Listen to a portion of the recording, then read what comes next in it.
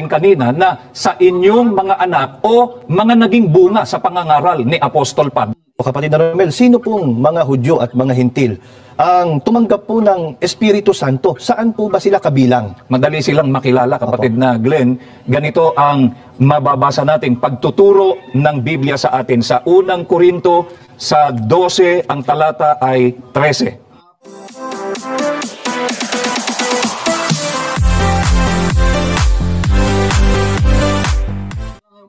So yan po mga kaibigan, ang gusto ko pong ibahagi sa inyo mga kapatid tungkol po sa gaano ba kahalaga ang pagkakaroon ng Espiritu Santo ng Diyos.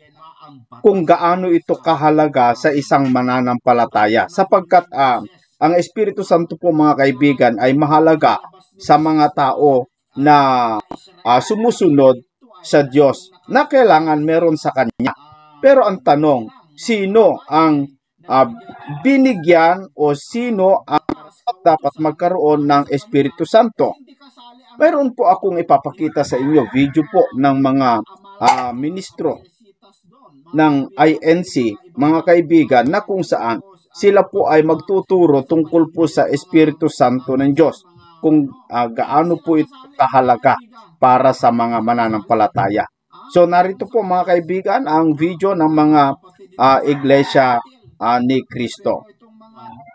Gaano po ba kahalaga ang Espiritu Santo at sino po ang mga pinangakuang tatanggap po nito? Ang sagot niyan, kapatid na Glenn, mababasa natin sa Biblia. Mga kaibigan, dito po sa Efeso 1, mga talatang 13 hanggang 14. Kayo may naging bayan ng Diyos nang kayo'y manalig sa Kanya, matapos ninyong marinig ang salita ng katotohanan, ang mabuting balita na nagdudulot ng kaligtasan. Kaya't ipinagkaloob sa inyo ang Espiritu Santong ipinangako ng Diyos bilang tatak ng pagkahirang sa inyo. Ang Espiritu ang katibayan ng mga pangako ng Diyos sa ating mga hinirang hanggang kamtan natin ng lubos na kaligtasan. Purihin natin ang Kanyang kadakilaan.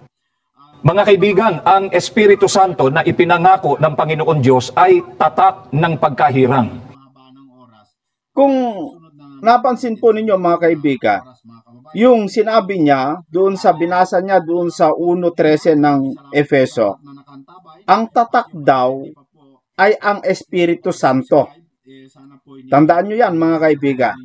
Sabi niya, ang tatak daw ay ang Espiritu Santo. Ayon sa mga INC, ayon sa nagbasa, si Caromel, mga kaibigan, ay ang tatak, ang Espiritu Santo. Ulitin natin. Mga kaibigan, ang Espiritu Santo na ipinangako ng Panginoon Diyos ay tatak ng pagkahirang. Mga kaibigan, ang Espiritu Santo na ipinangako ng Panginoon Diyos ay tatak ng pagkahirang. Ang hinirang, kapatid na Glenn, sila yung mga taong may kahalalan. Mga kaibigan, ang Espiritu Santo rin po ang katibayan ng mga pangako ng Panginoon Diyos sa mga hinirang hanggang kamtan nila ang lubos na kaligtasan. Kaya mga kaibigan, napakahalaga po na ang tao ay tumanggap ng Espiritu Santo at manatili ito sa Kanya. Kapatid na Romel, sino po ang mga pinangakuan po na tatanggap po ng Espiritu Santo? Itinuro rin niya ni Apostol Pedro, kapatid na Glenn, na mababasa natin sa Aklat ng Gawa 2:38 hanggang 39. At sinabi sa kanila ni Pedro, mangagsisi kayo at mangagbautismo ang bawat isa sa inyo sa pangalan ni Hesukristo sa ikapagpapatawad ng inyong mga kasalanan. At tatanggapin ninyo ang kaloob ng Espiritu Santo, sapagkat sa inyo ang pangako, at sa inyong mga anak, at sa lahat ng nangasa malayo, maging ilanman ang tawagin ng Panginoon nating Diyos sa Kanya. Mga kaibigan, maliwanag po sa pahayag na ito ni Apostol Pedro na may mga taong pinangakuan na tatanggap ng Espiritu Santo. Sa makatuwid, kapatid na Glenn, hindi kahit na sino ang nagsasabi at nagnanais na tumanggap ng Espiritu Santo ay tatanggap nito. So, ayon sa kanya mga kaibigan, hindi daw kung sino-sino ang makakatanggap ng tatak nito, kundi ayon lamang po doon sa pinangakuan ng Diyos. sino yung mga pinangakuan ng Diyos na makakatanggap lamang po ng tatak ng Espiritu Santo o ng Espiritu Santo? Kasi sabi niya, yung Espiritu Santo daw ang tatak eh. So ituloy po natin. Kung sino po lamang, hindi kung sino-sino, kundi meron lamang pong binigyan ng kaloob. At kung sino po yon, yan po ang pakinggan natin. Mga kaibigan, batay po sa mga talatang binasa natin, ay meron lamang partikular na mga tao na pinangakuan na tatanggap nito. Opo, kapatid na Romel, sino po ang tinutukoy na mga pinangaralan po ng mga apostol na naging mga anak sa pangangaral ng Ebanghelyo? Itutuloy lang natin, kapatid na Glenn, ang pagbasa sa pagtuturo ng Biblia dito sa Aklat ng Gawa 15, mga talatang 7 hanggang 8. Pagkatapos ng mahabang pagtatalo, tumindig si Pedro at ganito ang sabi, "Mga kapatid, nalalaman ninyo na noong nakaraang mga araw, hinirang ako ng Diyos upang ipangaral sa mga hintil ang mabuting balita at sila na may sumampalataya. At ang Diyos na nakasasaliksik ng puso ang nagpatotoo na tulad natin, sila'y tinatanggap niya ng pagkalooban sila ng Espiritu Santo." Mga kaibigan, ang nangaral po sa mga hintil ay si Apostol Pablo. Sila, kapatid na Glenn, ang tinutukoy sa binasa natin kanina na sa inyong mga anak o mga naging bunga sa pangangaral ni Apostol Pablo. Kapatid na Romel, sino pong mga Hudyo at mga hintil ang tumanggap po ng Espiritu Santo? Saan po ba sila kabilang? Madali silang makilala, kapatid na Glenn. Ganito ang mababasa natin pagtuturo ng Biblia sa atin. Sa unang Korinto, sa 12, ang talata ay 13. Maging Hudyo o hintil, alipin man o malaya, tayong lahat ay binautismuhan sa iisang Espiritu upang maging isang katawan. Mga kaibigan, pinatutunayan po ni Apostol Pablo na ang mga Hudyo at mga hintil na tumanggap ng Espiritu Santo ay binautismuhan sa iisang katawan. Kapatid na Glenn, yung iisang katawan na tinutukoy dito ay mababasa natin sa pagtuturo ng Apostol Pablo pa rin. Sa Kolosas 1, ang talata ay 18. At siya ang ulo ng katawan sa makatwid bagay ng iglesia. Mga kaibigan, ang iisang katawan na roon binautismuhan ang mga Hudyo at mga hintil ay ang iglesia, kapatid na Glenn. Baka po naitatanong na po ng mga taga-subaybay po natin, kapatid na Romel, aling iglesia po ang kinaaaniban, kapwa po ng mga Hudyo at mga hintil na tumanggap po ng Espiritu Santo? Mga kaibigan, nilinaw po sa Biblia kung aling iglesia ang kinaaniban ng mga Hudyo at mga hintil na nabautismuhan. Mababasa po natin dito po sa Gawa 20:28, dito na po sa salin ni Dr. George M. Lamsa sa pagkakaliwat na po sa Filipino. Ingatan ninyo kung gayon ang inyong sarili at ang buong kawan. Narito'y hinirang kayo ng Espiritu Santo na mga katiwala upang pakanin ang iglesia ni Kristo na binili niya ng kanyang dugo. Kapatid na Glenn, sa iglesia ni Kristo, kapwa naging kaanib ang mga Hudyo at mga hintil. So, ayon sa kanila, mga kaibigan, kung asan yung kinaaaniban ng Apostol Pablo at ang mga sinaunang Kristiyano, ay ang iglesia ni Kristo na binili niya sa kanyang sariling dugo. So, doon nila ikinakapit na yung makatanggap lamang po ng tatak ng Diyos, na yun po yung Espiritu Santo ayon sa kanila, ay iglesia ni Kristo lamang po, mga kaibigan. Iglesia ni Kristo lamang po. Tandaan niyo po yan, mga kapatid. So, paano nila ikakapit ngayon na yung iglesia ni Kristo na yon ay sila? Kasi tayo man, mga kaibigan, hindi tayo tutol na kahit man tawagin mo yung iglesia ng Diyos na iglesia ni Kristo, wala namang problema doon. Kasi kung si Kristo ay anak ng Diyos, pagmamay-ari talaga ng Diyos ang iglesia, pwede rin tawaging iglesia ni Kristo. Pero ang talagang tawag po sa Biblia, kung ano po yung kinaaaniban ni Apostol Pablo, ay iglesia ng Diyos. Pero gayon pa man, yun ang binabasa nila ayon kay Dr. Lamsa, wala tayong magagawa ron.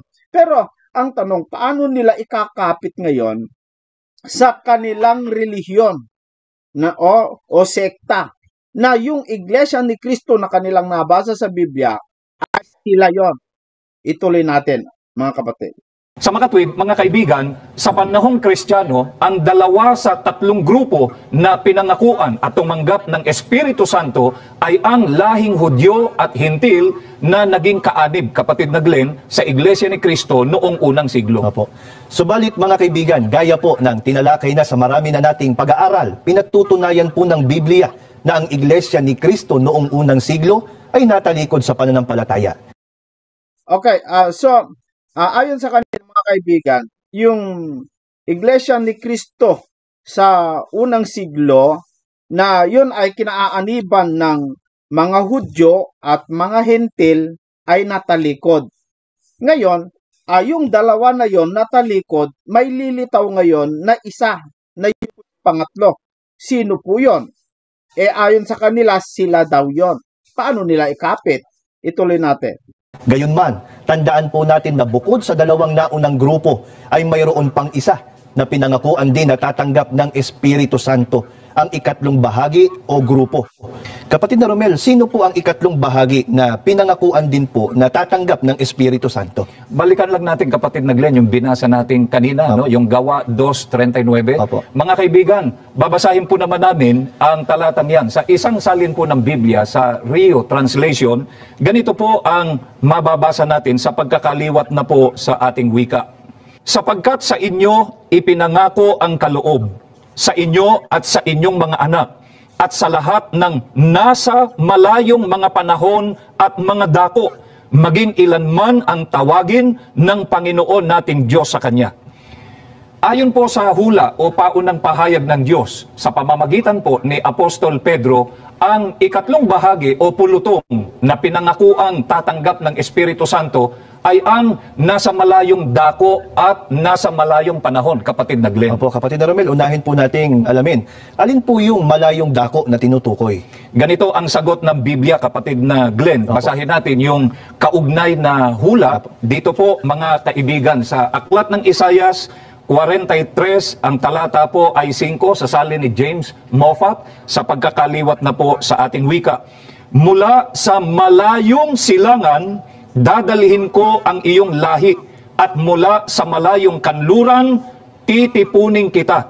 Ang binasa natin, kapatid na Glenn, ay isa sa mga hula pa rin ng ating Panginoon Diyos. Patungkol po ito, mga kaibigan, sa sugo ng Panginoon Diyos at sa kanyang gawain. Dito po, mga kaibigan, ay maliwanag na sinasabi na yung dako na pagmumulan ay malayong silangan o Far East. At ang bansang kinatuparan nito, kapatid na Glenn, sa marami na nating ginawang pag-aaral, ay ang bansang Pilipinas. So, ayan po mga kaibigan, malinaw po yung kanilang sinabi na ang katuparan doon po sa Isaiah na kanilang binasa ay mula sa malayong silangan na yun ay tumutukoy di umano sa bansang Pilipinas. Nakakataba naman po ng puso mga kaibigan kasi mantakin mo sa dinami-dami ng bansa sa East ay Pilipinas pa, no? Ang napili kung sakali man totoo mga kaibigan. Pero ang nakakalungkot po rito, kung Pilipinas ang katuparan, ang nakakalungkot, hindi naman lahat ng mga tao o lahat ng mga sekta dito sa bandang Pilipinas, kundi, mga kaibigan, tanging ang Iglesia ni Cristo lamang ang nabigyang pangako. Maliban sa Iglesia ni Cristo, wala na, ayon sa kanila. So kapag hindi ka po kaanib sa Iglesia ni Cristo, tiyak na tiyak mga kaibigan, hindi ka po kasali doon sa pinangakuan ng Diyos na Espiritu Santo. Yan, ituloy po natin. Kailan nagumpisa? Kailan po nag-umpisang sumibol yung iglesia sa Pilipinas na yun po yung naging katuparan sa hula ni Isayas, mga kaibigan. Kailan po nag-umpisa yon? Anong date? Pakinggan natin yung sasabihin po ng mga iglesia. Opo, kapatid na Romel, kailan daw po nangyari po yun? At aling digmaan po ang tinutukoy sa pahayag po ng Panginoong Hesukristo? Ang sabi pa rito, kapatid na Glenn, mga kaibigan, sa ating binasa, ang kauna-unahang gayong panahon sa kasaysayan ng daigdig ay naganap sa mga taon ng unang digmaang pandaigdig, 1914 hanggang 1918, at pagkatapos nito.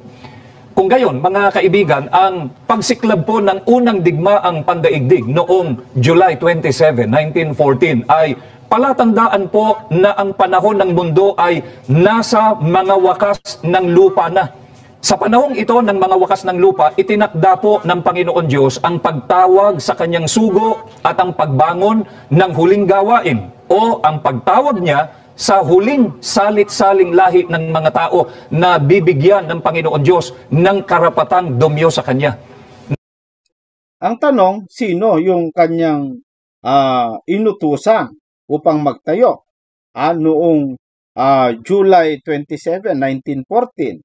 Ayan, tuloy natin. Natupad, kapatid na Glenn, yung paunang pahayag na ito ng ating Panginoon Diyos nang lumitaw o marehistro ang Iglesia ni Cristo dito sa bansang Pilipinas. Kaalinsabay nga ng unang digmaang pandaigdig, July 27, 1914, na sa Biblia, yan ay panahong mga wakas ng lupa. Kaya mga kaibigan, ang ikatlong bahagi o grupo ng mga tao na pinangakuang tatanggap ng Espiritu Santo ay ang mga kaanib sa Iglesia ni Cristo na lumitaw rito sa Pilipinas.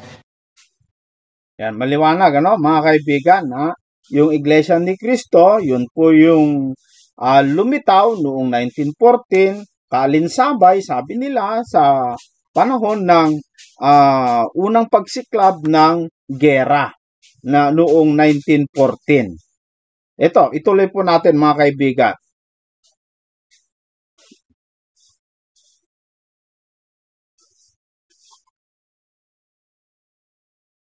Kapatid na Romel, sino po ang ginamit ng Diyos na kasangkapan upang matanggap ng mga kaanib sa Iglesia ni Cristo sa panahong mga wakas ng lupa, ang Espiritu Santo? Isa pang hula, kapatid na Glenn, ang babasahin natin. Apo. Mga kaibigan, ito po naman ay nakasulat dito po sa Apokalipsis sa 7, mga talatang 2 hanggang 3. Ganito po ang ating mababasa. Tandaan nyo, mga kaibigan, ang tanong po nung isa, mga kapatid, kay Caromel, kung sino po yung tao na katuparan ng hula, mga kaibigan. Sino?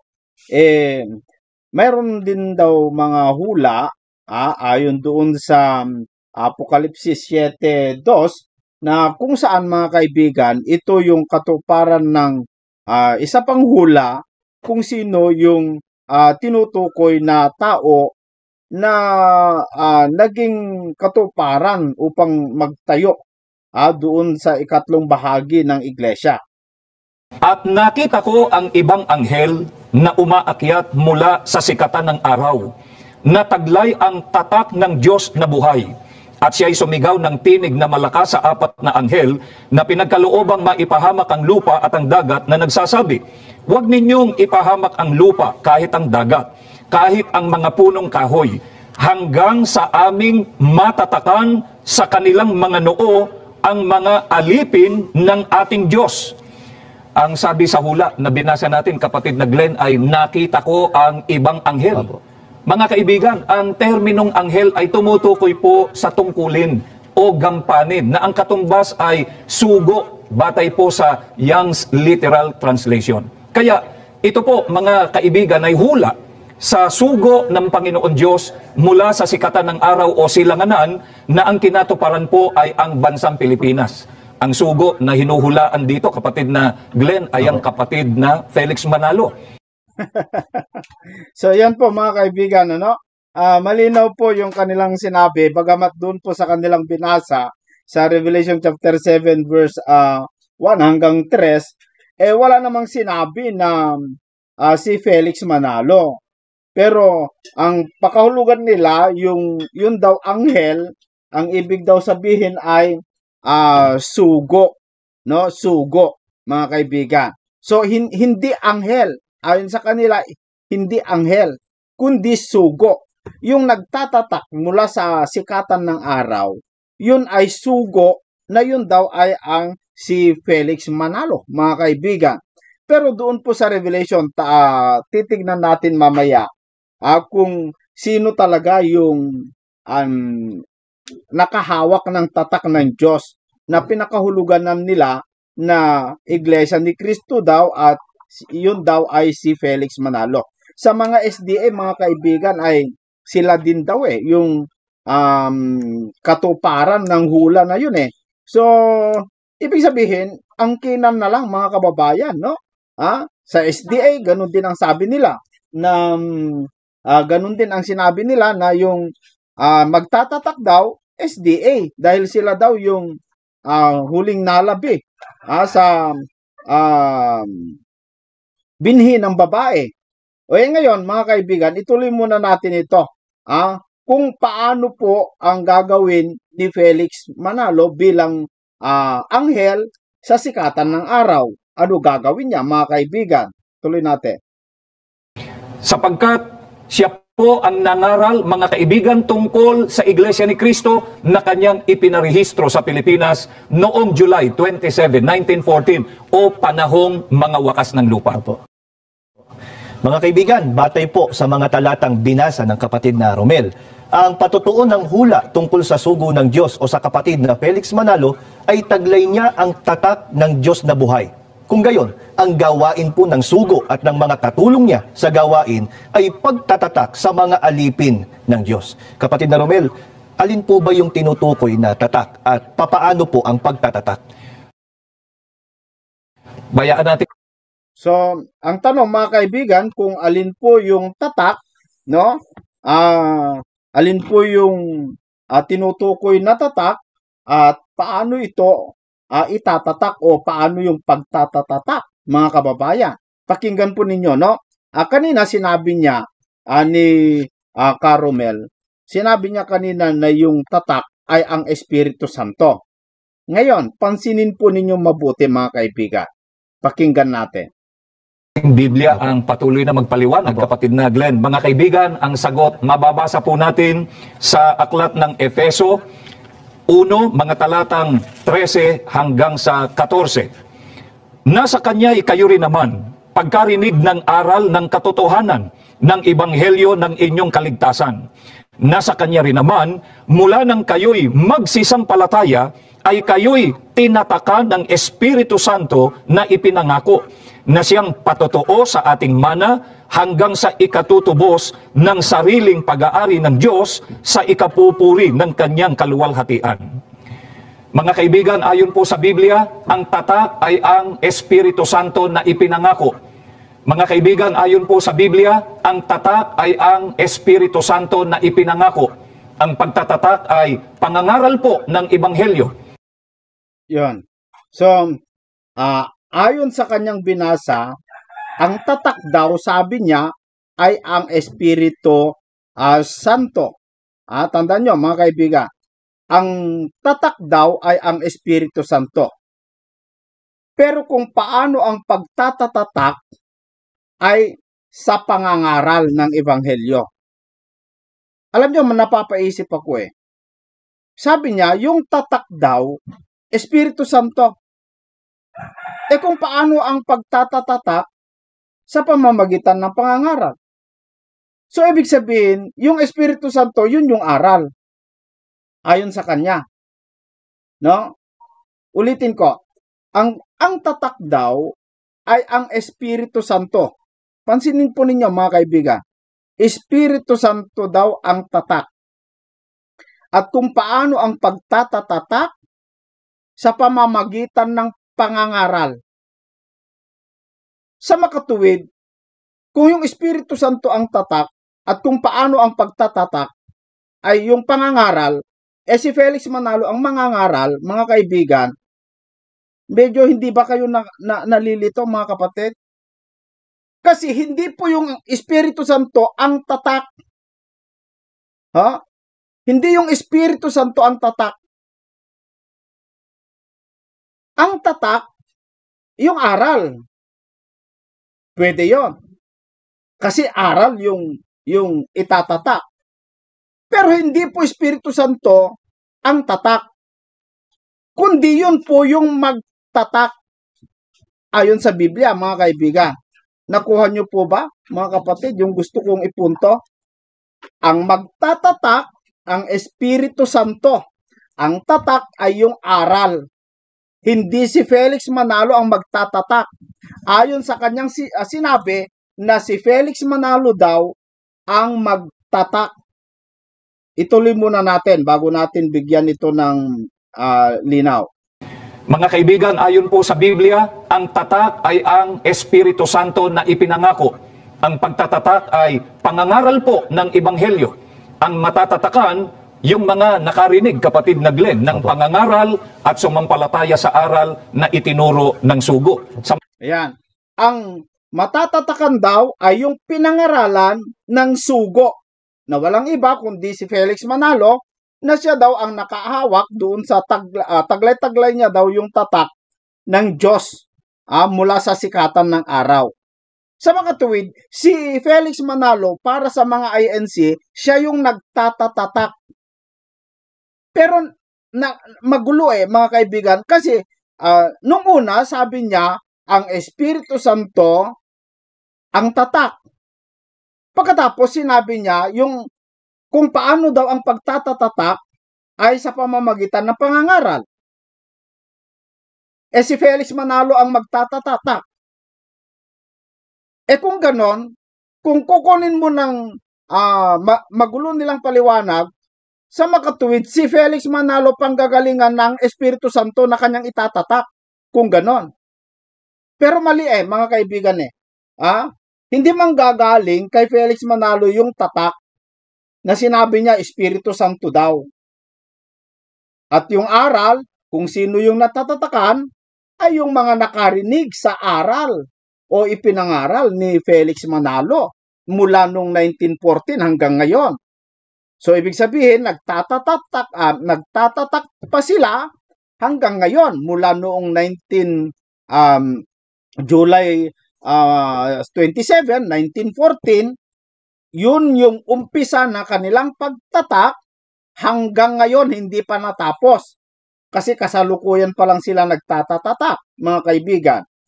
At yung tatak na yon, yun daw ang Espiritu Santo. At kung sino ang magtatak, ay si Felix Manalo. Parang pinapalabas nila, kay Felix Manalo yung Espiritu Santo na itatatak sa mga miyembro. Di ba kayo naguguluhan, mga kaibigan? Tuloy natin. Ayon po sa Biblia, ang tatak ay ang Espiritu Santo na ipinangako. Ang pagtatatak ay pangangaral po ng Ebanghelyo. Mga kaibigan, ayon po sa Biblia, ang tatak ay ang Espiritu Santo na ipinangako. Ang pagtatatak ay pangangaral po ng Ebanghelyo.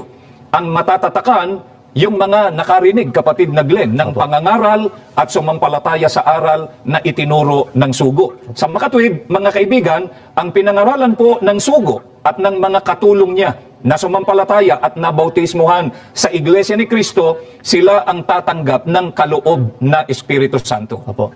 Kaya mga kaibigan, kapag ang tao ay hindi kabilang sa gawaing ito ay hindi siya tatanggap ng Espiritu Santo sapagkat hindi siya kasama sa pinangakuan ng Diyos. Kaya po mga kaibigan, sa pangunguna po ng aming namamahala, ang kapatid na Eduardo V. Manalo, ay hindi po kami nagsasawa na anyay. So ayan po mga kaibigan ang katapusan ng kanilang video. Ayon sa kanila ay sila yung karugtong ng mga apostol na naputol noong unang siglo. Kasi natalikod, naputol, tumigil, sakalang sumibol ulit at naganap yung hula mula sa Isaiah na lilitaw ang isang grupo mula sa malayong silangan at walang iba kundi sa Pilipinas at walang ibang grupo na yon kundi ang Iglesia ni Cristo. At ang kanilang kinuhang batayan mga kababayan ay doon po sa Revelation chapter 7 verse 1 mga kaibigan hanggang 3. Sabi nila si Felix Manalo daw po yung anghel na yon dahil ang kahulugan daw ng anghel ay sugo, kaya si Felix Manalo daw po yon mga kaibigan. Bagamat wala namang sinasabing si Felix Manalo yon, kundi inangkin lamang po nila. Pero wala tayong magagawa, yun po yung kanilang aral, mga kaibigan. Ang titignan po natin, sa Biblia po mga kapatid, sa Biblia, sino ang magtatatatak, mga kababayan? Basahin muna natin yung kanilang binasa. Dito sa Revelation chapter 7 verse 1, ganito po ang mababasa. Pansinin po ninyo mabuti mga kaibigan. Titignan natin kung lalapat sa hula nila kay Felix Manalo. Sabi dito, at pagkatapos nito ay nakita ko ang 4 na anghel na nakatayo sa 4 na sulok ng lupa.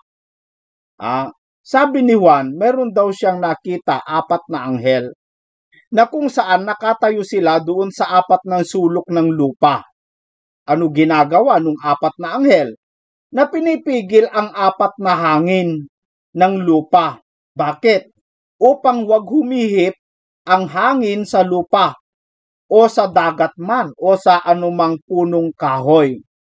So dito, meron pong pinipigil mga kaibigan ng 4 na anghel. Yun po ay yung 4 na hangin na para huwag umihip mga kaibigan. Ituloy natin sa verse 2. At nakita ko, sabi ni Juan, ang ibang anghel na umaakyat mula sa sikatan ng araw. Ito yung sinasabi nilang si Felix Manalo daw, yung anghel na umaakyat sa sikatan ng araw. Nataglay ang tatak ng Diyos. Sabi ng ministro kanina, yung ay Espiritu Santo. Yung tatak daw, Espiritu Santo. At kung paano po ang pagtatatak ay sa pamamagitan ng pangangaral. Sabi dito, ulitin ko, at nakita ko ang ibang anghel na umaakyat mula sa sikatan ng araw. Nataglay ang tatak ng Diyos na buhay. So yung isang anghel na umaakyat sa sikatan ng araw, taglay-taglay niya yung tatak ng Diyos. Taglay-taglay niya yung tatak ng Diyos. Sa makatuwid, hawak-hawak niya yung tatak ng Diyos. Kung Espiritu Santo yung tatak, di hawak-hawak ng anghel yung Espiritu Santo. Ganun ba, mga kaibigan? Para itatak. Kung si Felix Manalo po yun, di hawak-hawak niya yung Espiritu Santo. Anong logic nun? At siya'y sumisigaw yung anghel ng tinig na malakas sa 4 na anghel na pinagkaloobang maipahamak ang lupa at ang dagat.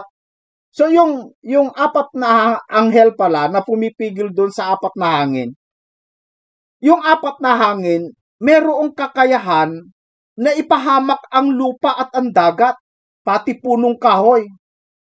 Mga kaibigan,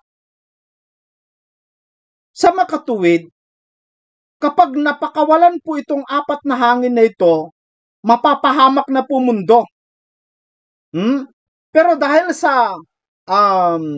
doon sa pakiusap ng anghel na nakahawak sa tatak ng Diyos, pinipigilan yung 4 na hangin. Itong 4 na anghel. Bakit niya pipigilan?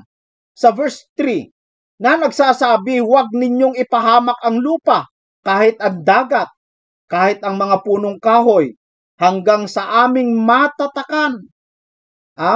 Sa kanilang mga noo, ang mga alipin ng ating Diyos. Pansinin po ninyo mabuti mga kaibigan. Pinipigil yung 4 na hangin para huwag sumiklab. Dahil meron pang gagawin itong anghel na taglay-taglay niya ang tatak ng Diyos. Ang tatatakan niya mga kaibigan, ulitin kong basahin, sabi po dito, pakinggan nyo mabuti, ang tatatakan niya, ito, na nagsasabi huwag ninyong ipahamak ang lupa. Bakit? Kahit ang dagat, kahit ang punong kahoy, hanggang sa aming matatakan sa kanilang mga noo ang mga alipin ng ating Diyos. Abay, yung tatatakan po pala itong anghel, pati ang kanyang mga kasama, ang tatatakan po pala nila, mga alipin na ng Diyos. Sabi ng Iglesia ni Cristo, ang nakarinig daw ng aral ni Felix Manalo, sila daw yung natatakan. Kung sila yung natatakan, bakit alipin ba sila ni Cristo? O alipin ba sila ng Diyos? Kaya natatakan? Ang tinatatakan po naman ng mga Iglesia ni Cristo, yung mga unbeliever Kaya nga, nagyayaya sila na kayo'y umanib dito sa aming grupo para makamtan po ninyo yung tatak ng Diyos o yung Espiritu Santo. Yun po yung panawagan nila. Ibig sabihin, ang pinapanawagan nila yung mga unbeliever. Pero dito, ang tinatatakan, mga kaibigan, kung inyo pong mapansin, hindi po ito unbeliever, kundi alipin na ng Diyos. Sa makatuwid, Kristiyano na ito.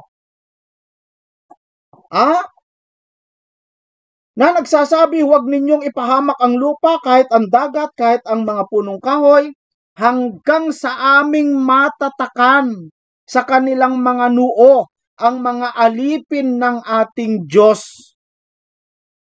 Asan yung tinatakan na yan? Na alipin ng Diyos. Alipin na pala ito tagasunod na pala ito ng Diyos Alipin na verse 4. At narinig ko ang bilang ng mga natatakan na 144,000 na natatakan sa bawat angkan ng mga anak ni Israel. Abay, anak pala ng Israel itong natatakan. At yung natatakan ay 144,000. 144,000 yung tinatakan, mga kababayan.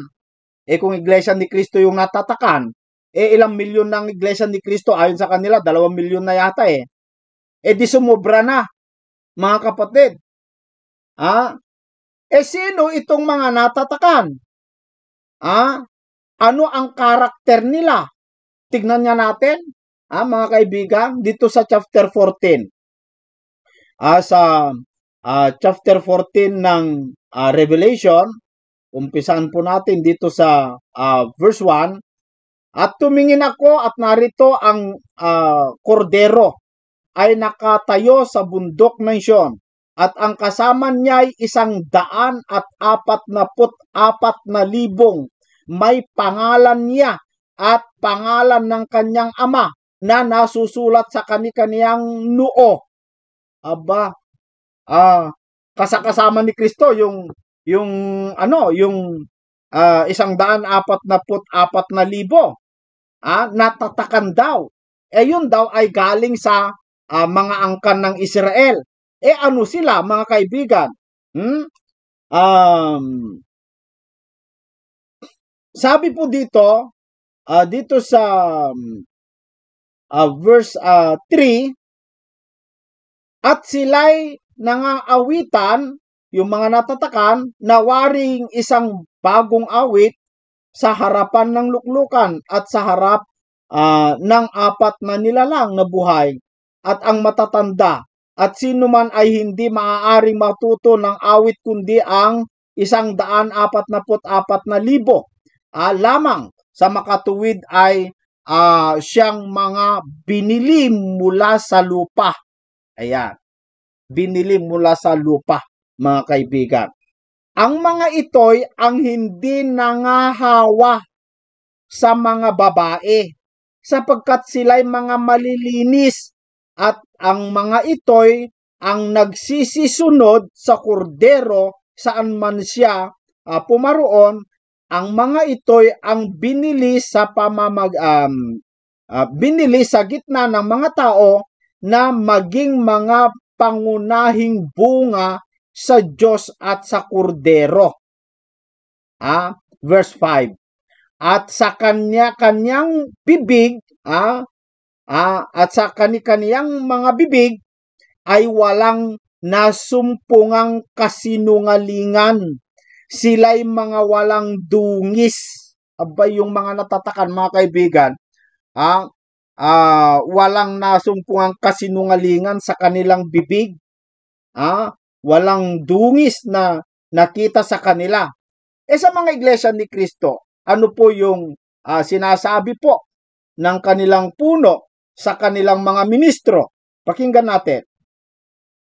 Kung ang isang manggagawa, mga kapatid, sinungaling, hindi pwedeng manindigan. Kung ang isang manggagawa, kakampi sa katiwalian, hindi pwedeng manindigan. Kung ang isang manggagawa, siya pang nagtuturo ng katiwalian, lalong masamang manggagawa ito. Wala ng sariling paninindigan, ay siya pang kasangkapan ng Diablo. Sino yung ganyang manggagawa? Maraming manggagawa natin, halos lahat, ganyan. Hindi ho ba naman isang napakarahas na pagpaparatang yan? Hindi. Kaya ako nalalaman, sapagkat ang mga ulat na dumarating sa amin, hindi totoo. Bakit hindi naging totoo? Hindi sapagkat ang kapatid ang nagkamali, kundi ang mga manggagawa ang siyang bumabago ng ulat para ilihis ang paniniwala ng pangangasiwa. Kaya yun ho bang mga tagapamahala, nalalaman niya ng karamihan. Pero nagkaisa ang mga manggagawa sa loob ng iglesia para linlangin at dayain ang pangangasiwa sa layunin lang gumanda, kuminis ang bagay na marumi at ang bagay na hindi matuwid.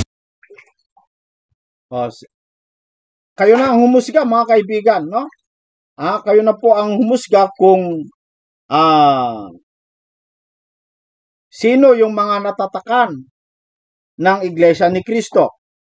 Pero yung natatakan ayon po sa Biblia, dito po sa ating binabasa, mga kaibigan, sa Revelation, sabi po rito, at sa kani-kaniyang bibig, yung mga natatakan na 44,000 mula sa Israel, ay walang nasumpungang kasinungalingan. Sila'y mga walang dungis. Ayan. Yan po ang nakalagay sa Biblia, mga kaibigan. Ngayon, wala tayong problema kung sila yung inaangkin nila na sila yung lumitaw na iglesia ni Kristo, wala tayong problema doon, mga kaibigan, no? Yun ang paniwala nila. Pero sa Biblia, nakita natin medyo malayo. Unang-una, ang tatak ng Diyos hindi po Espiritu Santo, kundi ang Espiritu Santo, siya yung magtatak, mga kaibigan. At hindi po si Felix Manalo po yung nagtatatak. Kasi kung siya yung magtatak at ang tatak ay Espiritu Santo, ibig sabihin, hawak-hawak ni Felix Manalo yung Espiritu Santo para itatak. Ganon ang logic noon, mga kaibigan. Pero saan po, sino po talaga yung, sino po yung magtatak, mga kaibigan? Kasi yung tatatakan dun sa Revelation ay alipin na ng Diyos Alipin ng Diyos yung matatakan. Yung tatatakan ni yung anghel ay mga alipin ng Diyos. Dito, mga kapatid, yung pagtatakpo ng Espiritu Santo, iba po doon sa Revelation chapter 7 na idinugtong itong mga ministro ni Manalo, mga kaibigan. Iba yung pagtatak ng Espiritu Santo doon sa Revelation chapter 7 sa verse 1 hanggang 3. Hindi po yon, mga kapatid. Walang kinalaman po doon. Ngayon, punta tayo doon sa sinasabi nilang Espiritu Santo na tatak ng Diyos. Para kasi sa kanila, yung Espiritu Santo, yun yung tatak Pero, titignan natin, mga kaibigan. Ang Espiritu Santo ba ang tatak o yung Espiritu Santo ang magtatak? Basahin natin dito po sa libro ng Juan, kapitulo 14 sa versikulo 26. Sabi po rito, datapwat ang mga aaliw sa makatuwid bagay ang Espiritu Santo na susuguin ng Ama sa aking pangalan.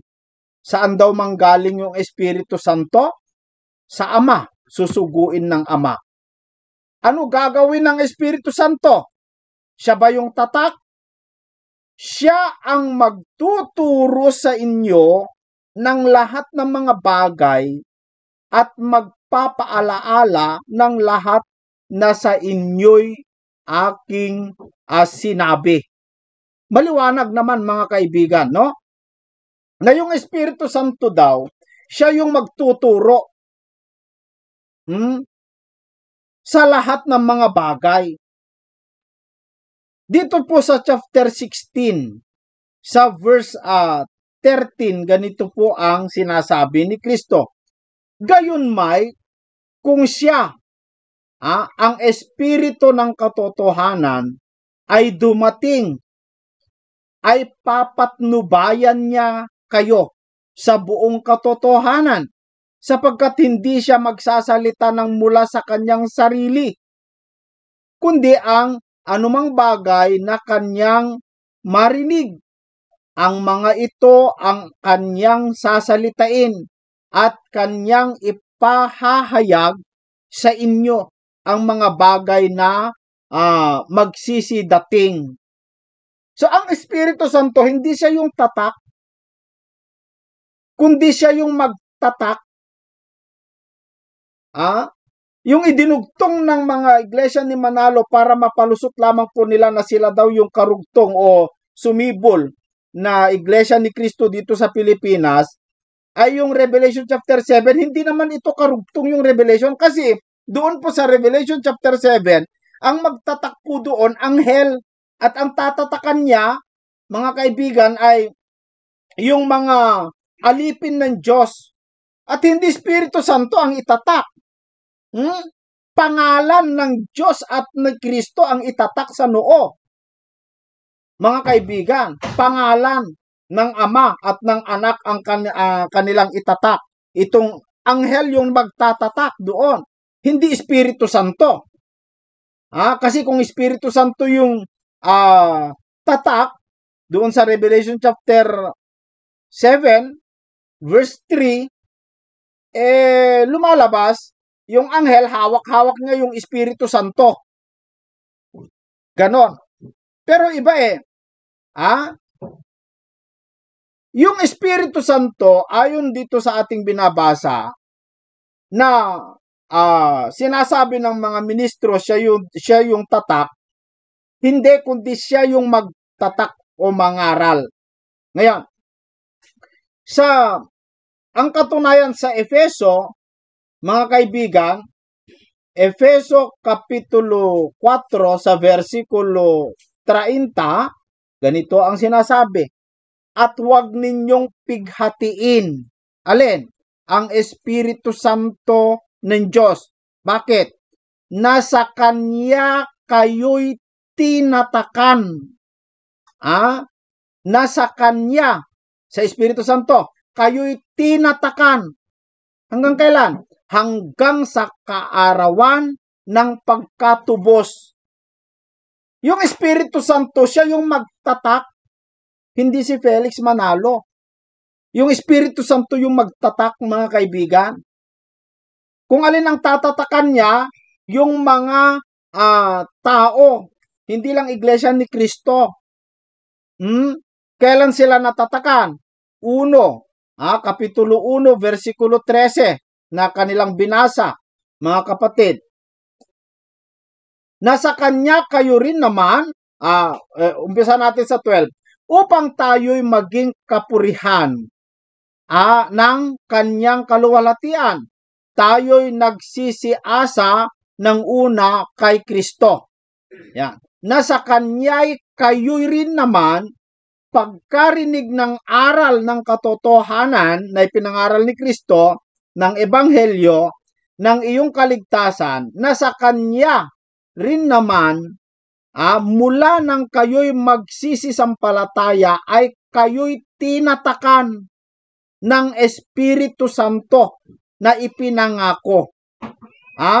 So yung aral na ating napakinggan, aral na ating naalaman, sa pamamagitan ng pangangaral ni Kristo, yung Espiritu Santo, nung tayo'y sumampalataya, yung Espiritu Santo, tayo'y tinatakan na ipinangako, mga kapatid. So hindi po yung espiritu ang ang tatak, kundi siya yung mag-seal. Siya yung mag-seal. Huling pipirma sa ating kaligtasan. Siya yung magpapatotoo. Siya yung taga-seal. For example, tinanggap mo na si Kristo, sumampalataya ka, and then ang huli, mga kaibigan, yung Espiritu Santo, tatatakan niya.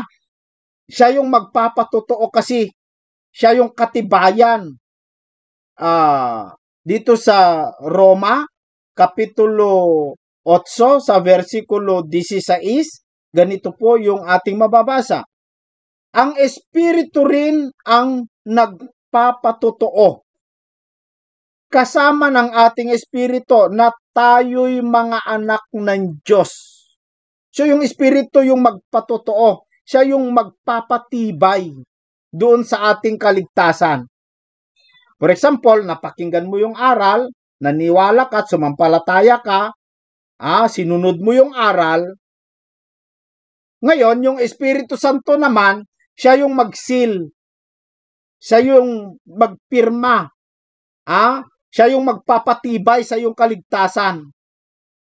Kaya nga, yun yung inutusan ng Ama upang magpapaalaala magturo. Ituturo niya kung ano yung hindi natin naunawaan, ipaalala niya kung ano po yung ating makakalimutan, kung meron tayong kahinaan, siya yung tutulong sa atin, siya yung magpapatibay sa ating kaligtasan. At napakahalaga po na magkaroon po tayo ng Espiritu Santo talaga, mga kaibigan. Bakit? Kasi yung Espiritu Santo ay siya yung magbibigay buhay sa atin pagbalik ng Panginoong Jesucristo mula sa kamatayan. Dito po sa 11. Sabi dito sa 11, ngunit kung ang Espiritu niyaong bumuhay na maguli kay Jesus ay tumira sa inyo, ang bumuhay na maguli kay Kristo Jesus sa mga patay ay magbibigay buhay naman sa inyong mga katawang may kamatayan sa pamamagitan ng kanyang espiritu na tumitira sa inyo. So, kung meron sa iyo yung Espiritu Santo, tulad yung pagkakaroon ni Kristo at yun yung bumuhay na maguli kay Kristo Jesus sa mga patay, siya rin ang bumubuhay sa ating katawang may kamatayan sa pamamagitan ng kanyang espiritu na tumitira sa atin. Kaya napakahalaga po na magkaroon po tayo ng Espiritu Santo ng Diyos.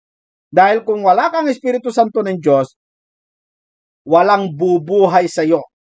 Kasi, mga kaibigan, yung Espiritu ng Diyos, siya yung nagbibigay buhay. Siya yung magbibigay buhay sa ating katawang may kamatayan. Kaya mahalaga. Pero hindi yun yung tatak, hindi yung Espiritu Santo ang tatak. Hindi mismo yung Espiritu Santo. Kasi kung Espiritu Santo ang tatak at si Felix Manalo ang magtatatak, mga kaibigan, lumalabas na kay Felix Manalo yung Espiritu Santo para itatak. Mali po yun.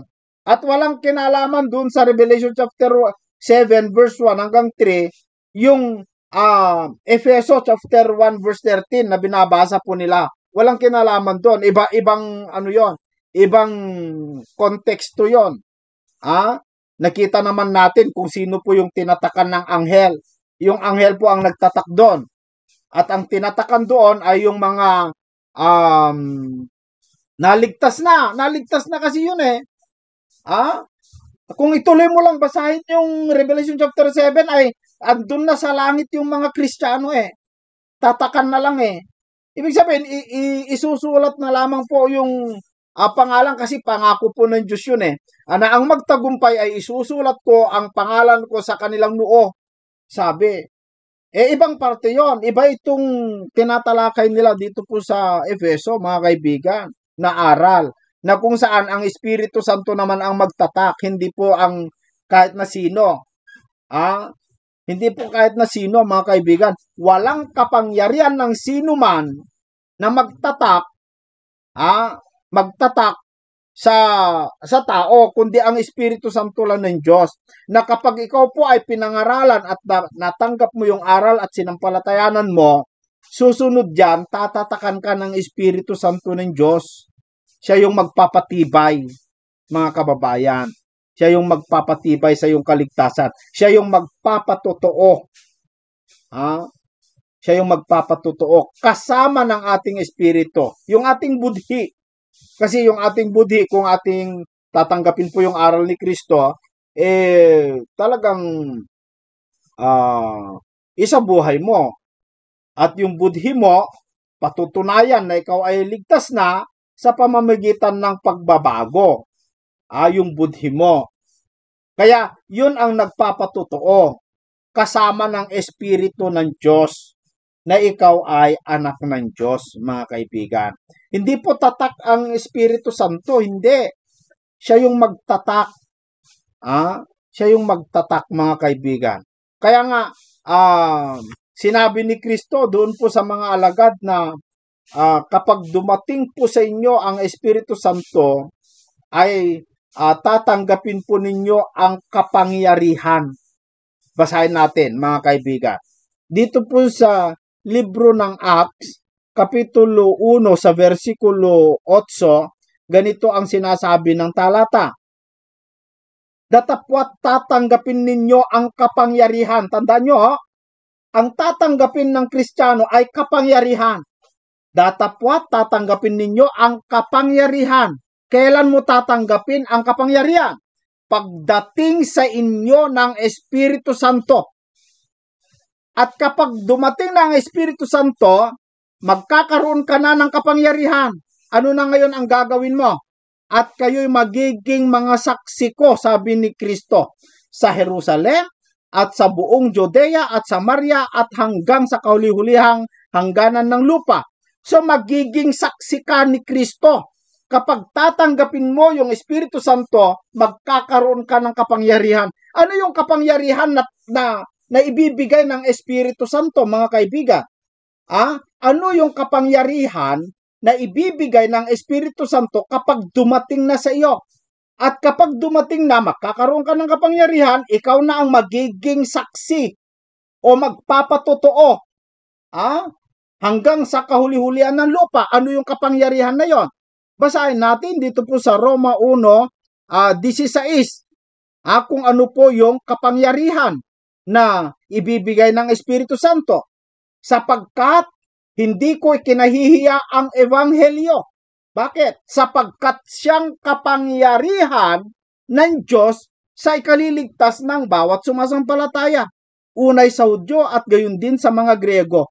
Yung kapangyarihan po pala na ibibigay ng Espiritu Santo ay yun yung kapangyarihan ng Diyos na ikaliligtas ng mga tao. Kaya pala ikaw ay magiging saksi. Magiging tagapatotoo. Anong patotohanan ipatotoo mo? Yung salita ng Diyos. Yun po kasi yung kapangyarihan ng Diyos na ikaliligtas ng mga bawat sumasampalataya. Kaya kapag dumating po sa iyo yung Espiritu Santo, magkakaroon ka ng kapangyarihan. Na yung kapangyarihan na yon ay yun po yung salita ng Diyos na ikaliligtas ng bawat sumasampalataya. Kasi tatatakan ka niya, pangangaralan ka niya, ang ibig sabihin, ipapaunawa yung Espiritu Santo, yung salita ng Diyos sa iyo. Ipapaunawa niya. Kaya ka magkakaroon ng kapangyarihan na yung kapangyarihan, Ebanghelyo.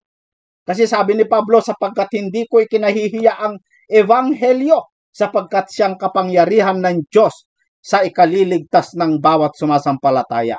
Maliwanag po, mga kaibigan at mga kapatid, mga kababayan, na yung Espiritu, siya yung magtatak, magbibigay ng kapangyarihan. Na yung kapangyarihan ay yung salita ng Diyos, ipapaunawa niya. Kaya nauunawaan mong mabuti yung salita ng Diyos kasi yung Espiritu Santo ang magpapaunawa sa iyo, mga kaibigan at mga kapatid. Siya yung magpapaunawa, yung Espiritu ng Diyos. Kaya mahalaga po talaga na meron tayo. Kaya lang, ang nakakalungkot ay iba po ang pagkaunawa po ng mga iglesia ni Kristo dahil ang tatak daw ay ang Espiritu Santo. Mali po yon, mga kapatid. Sana ay naunawaan po ninyo at sana po ay nadiwaan nyo po ang katotohanan. Hindi po si Felix Manalo yung Revelation chapter 7 verse 3 na umaakyat sa sikatan ng araw na magtatak. Anghel po yon. Anghel, sabi nga anghel eh. At ang kanilang tatatakan, kasi kapag ang tao po kasi, bago po pumasok doon sa bagong langit, bagong lupa, magkakaroon kasi yan ng seal o magkakaroon po sila ng tanda, palatandaan. Tatatakan po sila, mga kaibigan. Tatatakan po sila. Pero hindi Espiritu Santo ang itatak. At ang tatakan po nila ay yung mga alipin ng Diyos. Saka na po yan, mga kaibigan. So, maraming salamat po, no? Sa mga kaibigan natin na nakakaunawa dito po sa ating pinaliwanag na sana po nakita po ninyo ang katotohanan sa pamamagitan po ng ating pagpapaliwanag. Hanggang sa susunod po, mga kaibigan, inaanyayahan ko po kayo na dapat magsuri po tayo ng mga salita ng Diyos. Hanggang sa susunod muli, mga kaibigan.